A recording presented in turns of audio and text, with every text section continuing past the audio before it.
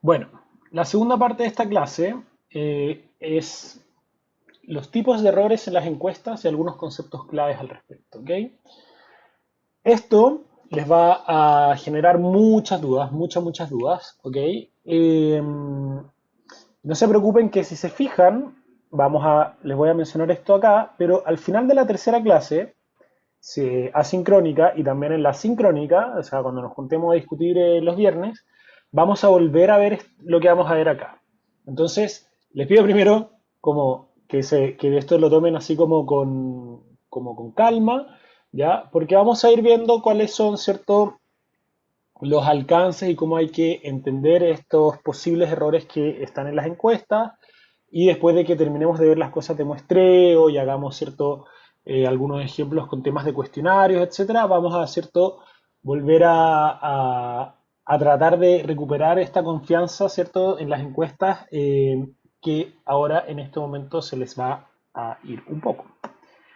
Entonces, esta figura de acá es clave, ¿ok? Y básicamente nos dice que los errores de las encuestas provienen de todas las etapas del proceso de producción de datos, ¿ok? Y en realidad lo que hace esta figura de acá, que a mí me gusta mucho, lo que hace es clasificar los errores de las encuestas como en dos grandes mundos.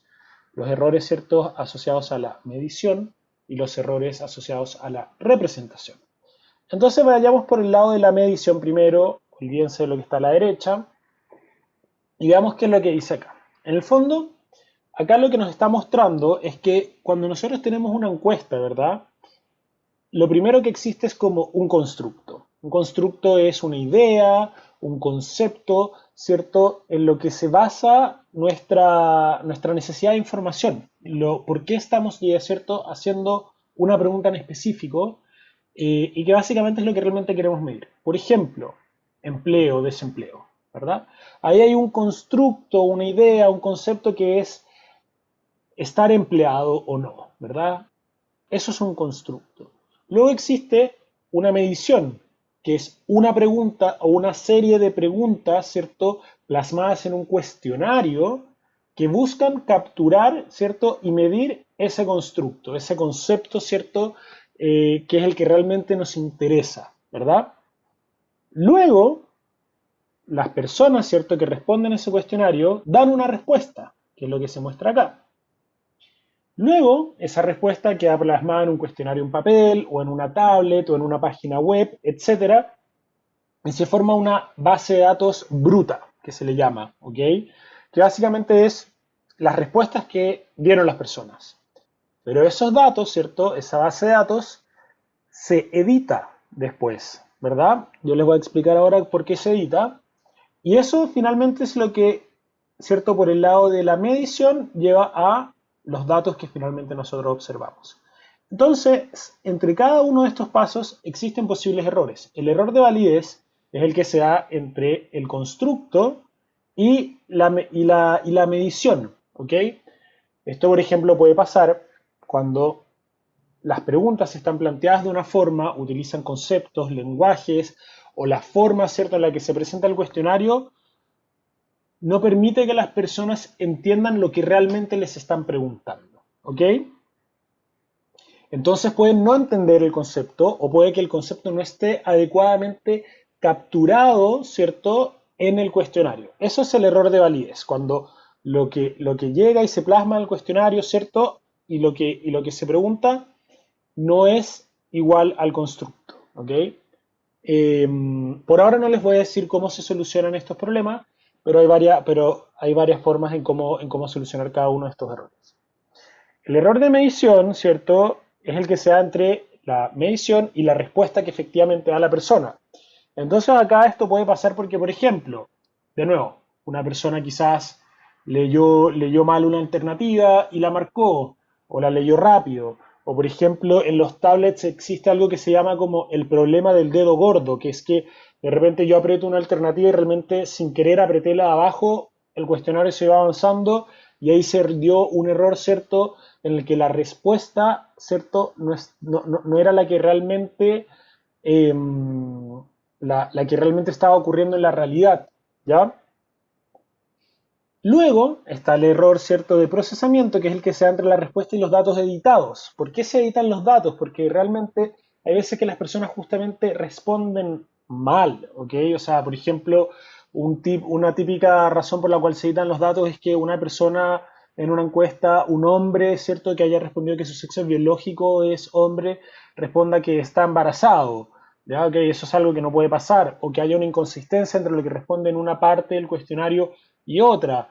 Y generalmente lo que se trata de hacer ahí es buscar, llamar de nuevo a la persona, buscar la información, ¿cierto?, desde la fuente primaria, que es quien respondió la encuesta, pero hay veces que eso no se logra, entonces hay que tomar ciertas decisiones respecto a cómo, ¿cierto?, editar los datos para que estos tengan consistencia interna y no tengan estos problemas. Pero ahí también se pueden cometer errores, se pueden hacer validaciones de forma inadecuada, o puede ser que las mallas de validación, que básicamente son como las etapas del proceso que te dicen cuándo se activa una alerta de error, como por ejemplo sería que, mira, alguien, cierto, una persona que dijo que su sexo biológico era hombre, respondió que estaba embarazado, pum, se levanta una alerta, que algo ahí esté mal programado, por ejemplo.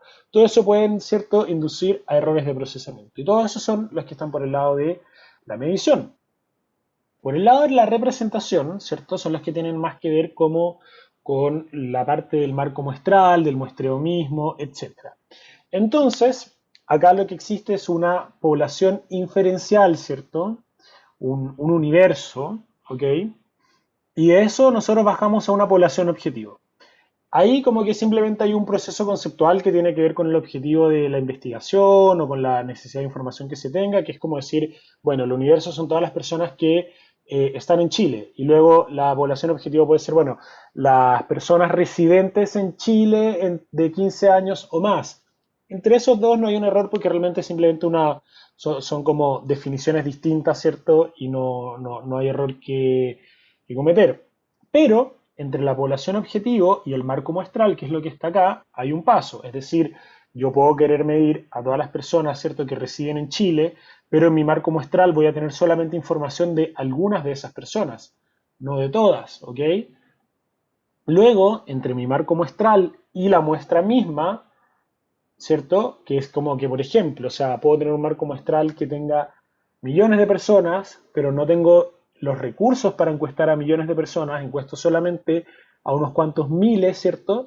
Y esa es la muestra, que es más chiquitita, y ahí, ¿cierto? La diferencia entre ese marco muestral y esa muestra que sorteé para mi estudio genera un error, y luego entre la muestra y los que efectivamente me responden también hay un error, porque acuérdense que la muestra es como es la parte del marco muestral que se sortea para ser parte del estudio y que se va a contactar, pero de ahí a las que efectivamente responden, ¿cierto? Siempre va a haber una diferencia, van a responder un poco menos de todas las que se sortearon para intentar contactar.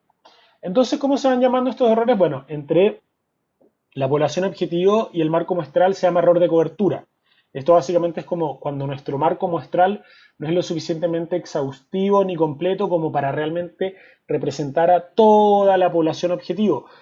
En general, se hacen muchos esfuerzos para que el error de cobertura sea lo menor posible, y realmente es súper difícil estimar cuál es la magnitud del error de cobertura, ¿ok? Hay algunas oportunidades en las que ocurre, como por ejemplo cuando uno va teniendo ciertas proyecciones o un cierto marco muestral y luego, por ejemplo, se actualiza el censo. Entonces ahí tú tienes como de nuevo un momento en el que se fue a toda la población objetivo, y ahí quizás puedes tener cierto una oportunidad, una pequeña ventana de tiempo en la que tú puedes tener una idea de más o menos cuál es tu error de cobertura. Generalmente es difícil de estimar, pero se hacen todos los esfuerzos para que el marco muestral sea lo más exhaustivo posible, lo más amplio posible, para que el error de cobertura sea también lo más acotado posible. Luego, entre el marco muestral y la muestra que se sortea, ¿cierto? Hay un error también. O sea, si por ejemplo sorteamos solamente al 30% de la población, puede ser que eso nos llegue a un nivel de precisión aceptable, pero siempre vamos a sacrificar algo porque no vamos a estar, ¿cierto?, teniendo el marco muestral completo, y eso se llama error de muestreo. Y luego está el error de no respuesta, ¿ok? Que es que, bueno, si nuestra muestra era de 1000 personas y logramos solamente encuestar a 700, entonces, bueno, nuestra tasa de respuesta fue 70%, ¿cierto? Y ahí hay un 30% del cual no supimos nada. En general, en general, un mayor error de no respuesta, ¿cierto? Y una menor tasa de respuesta se asocian a mayores posibilidades de sesgo en las estimaciones, porque hay una parte de la población que simplemente no observamos. Hay varias cosas que se pueden hacer de nuevo para tratar de subsanar ese error, porque lo que más importa de ese error es si es que esto nos está llevando a un sesgo o no en nuestras estimaciones. ¿Ok? Pero todos estos errores existen. Existen. Al final de la siguiente clase vamos a ver cuáles son las cosas que se pueden hacer para acotarlos, para disminuirlos. Y muchas veces también hay que aceptar que van a estar. Y lo importante es también medirlos, saber más o menos, tener una idea de cuál puede ser su magnitud, si es que van a ser relevantes para nuestras estimaciones, o si es que nos llevan a una cierta dirección y en qué medida, porque así, cierto, podemos entender mejor cómo estos errores van a afectar nuestras estimaciones, las estimaciones que vamos a hacer a partir de las encuestas, y tomar eso en consideración al momento de hacer análisis. Entonces, a cada uno básicamente tiene que decir, bueno, hay que aceptar que se cometen estos errores, ¿verdad? Pero vamos a hacer todo lo posible para disminuirlos al máximo posible y también vamos a tratar de medirlos y entenderlos, ¿ok? Por ejemplo, acá hay varios conceptos, ¿cierto?, que son importantes por todo el lado de representación, que son cosas que ya habíamos visto, que es la población objetivo, ¿cierto?, que son las unidades que se desean estudiar, el marco muestral, que es la información efectiva, ¿cierto?, que tenemos de nuestra población efectiva, de nuestra población objetivo, disculpen, la muestra, ¿cierto?, que es un subconjunto de la población objetivo y un subconjunto del marco muestral. Eh, y que en el fondo ahí vamos a ver los distintos tipos de diseño muestral que existen para ver cómo se elige esta muestra. Y otras definiciones que les quiero comentar en esta parte es la definición de estadísticas y parámetros, ¿ok? Esto ustedes lo van a escuchar mucho en todo este curso, porque en el fondo cuando nosotros hacemos, ¿cierto?, una estimación, calculamos un promedio o cualquier cierto indicador con una encuesta, vamos a estar haciendo lo que se llama el cálculo de un estadístico para estimar un parámetro poblacional. Y esta es la diferencia que se da también con el ejemplo que les mostré en la clase pasada con el factor de expansión. Eh, Como que en el fondo, nosotros, ¿cierto? Cuando estamos usando datos de una muestra, datos de una encuesta con un muestreo probabilístico, vamos a estar haciendo estimaciones. Esas estimaciones se llaman estadísticas. Y el parámetro poblacional es algo que no observamos, pero que sabemos que existe, que tiene algún valor, pero no lo observamos porque nunca vamos a tener la información de toda nuestra población objetivo, porque realmente es como que hay como una imposibilidad práctica de tener eso, ¿verdad? Pero nosotros, ¿cierto?, estimamos esos parámetros poblacionales a través, ¿cierto?, de encuestas con, con diseños, ¿cierto?, probabilísticos o diseños que sean representativos de la población objetivo, y esas estimaciones que hacemos se llaman estadísticas. Los tipos de muestreo, ¿cierto?, son básicamente como cuál es el diseño que se utiliza, ¿cierto?, para seleccionar a la muestra. Existen el aleatorio simple, el estratificado por conglomerados, los vamos a ver más en detalle en la clase número 3. Y la representatividad se refiere al concepto de que efectivamente una muestra es representativa de nuestra población objetivo. Es decir, nosotros podemos representar adecuadamente lo que está ocurriendo con nuestra población objetivo a partir, ¿cierto?, de nuestra muestra. ¿Ya? Y vamos a ir hablando cuando efectivamente podemos hablar de una muestra que sea representativa y cuando no, y eso va a venir, ¿cierto?, en esta clase y la siguiente.